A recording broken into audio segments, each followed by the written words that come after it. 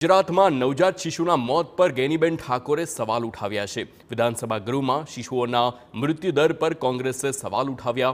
છેલ્લા 2 વર્ષમાં બનાસકાંઠામાં 1060 શિશુઓના મોત થયા છે, તો અમદાવાદ જિલ્લામાં 1449 નવજાત શિશુઓના મોત નિપજ્યા છે। વિધાનસભામાં મૃત્યુના અનેક કારણો આપવામાં આવ્યા, તો સરકારના 3 વિભાગમાં આ અંગે મેનેજમેન્ટ કરે છે, છતાં આટલા મોત થાય છે।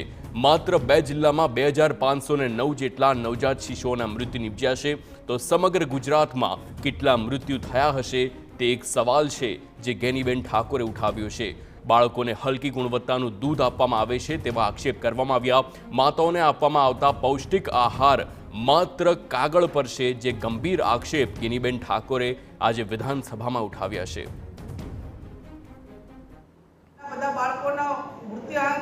ये આપણે વિધાનસભા ગૃહના આંકડા કે બતાવે છે।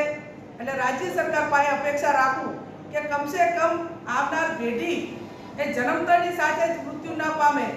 એક બાજુ બેટી બચાવો બેટી પઢાઓના ભાષણો થતા હોય, નારા બોલાવવામાં આવતા હોય, અને એ પણ કોણ બોલાવે કે જેને બેટી હાથે કાંઈ લેવા દેવા ના હોય, નવજાત શિશુ જન્મે એની હાથે કાંઈ લેવા દેવા ના હોય।